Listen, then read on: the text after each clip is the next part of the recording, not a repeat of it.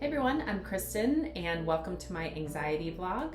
Today I want to talk about a concept called the Diathesis-Stress Model.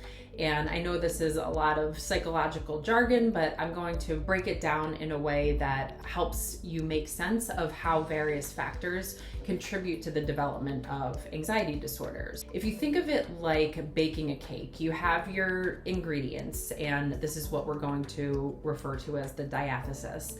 And then you have the oven's heat. That's what is going to be the stress. And it's only when these elements come together that you can create this cake. But what also happens is when you have those ingredients and the heat, it can also turn into an anxiety disorder. The ingredient piece, the diathesis, is this predisposition or vulnerability to anxiety. You can think of it as a blueprint in your genes that make you more susceptible to anxiety disorders, and factors like genetics and family history, anything that's sort of written in your DNA plays a role in shaping this part of the equation. Then you have the stress piece. Think of stress as the external factors or life events or life experiences that can trigger anxiety. These can range from everyday stressors like work, relationship issues, financial difficulties, to more significant life events like trauma, loss, or a major life change.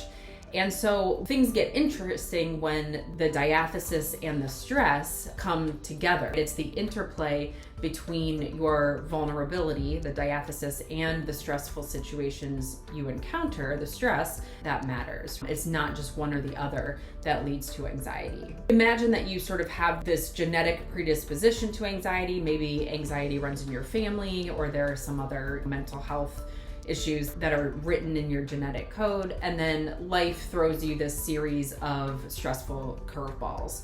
When these two factors collide, it sort of ignites the development of an anxiety disorder. Just putting real life application to it, imagine that you have a family history of anxiety. Let's say maybe your mom has anxiety. That's the diathesis. And then you're going through a really tumultuous period at work. That's the stress. It's going to be the combination of the genetic vulnerability and then the ongoing stress that might lead to the manifestation of an anxiety disorder. A personal experience that is also an example of this is my parents got divorced when I was 11 or 12. And I've said in other videos and on my website, I've struggled with anxiety since I was a kid. So I already knew that I had this genetic predisposition to anxiety. And then when my parents got divorced, or in the midst of their separation, I can't remember exactly when, I actually developed obsessive compulsive disorder, which falls under the larger umbrella of anxiety disorders. It was a contamination phobia. So I would wash my hands excessively. I wouldn't touch anything with my hands. I would also count my steps. I would have to take an even number of steps in every room, or do things an even number of times. This went on for a few months. So you can see that I had this genetic predisposition, right? And already some symptoms of anxiety showing up. I had pretty bad separation anxiety when I was a little kid. I always was fearful that something was going to happen to my mom. And then get into early adolescence, and this stressor, the divorce or the separation,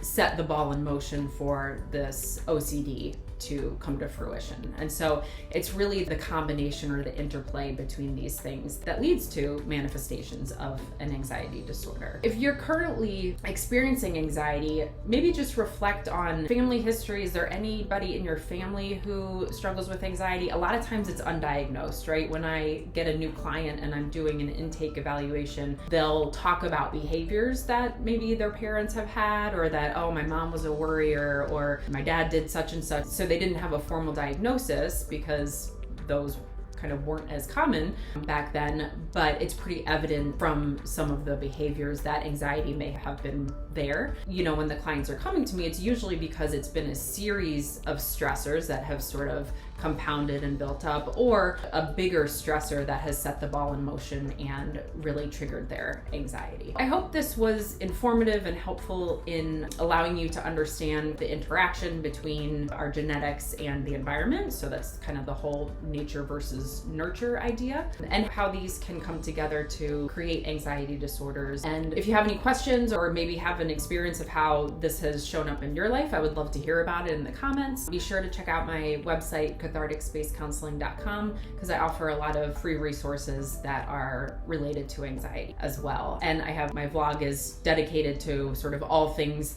anxiety and mental health. So be sure to watch my other videos for some other helpful content and tips. I look forward to seeing you next week. Take care.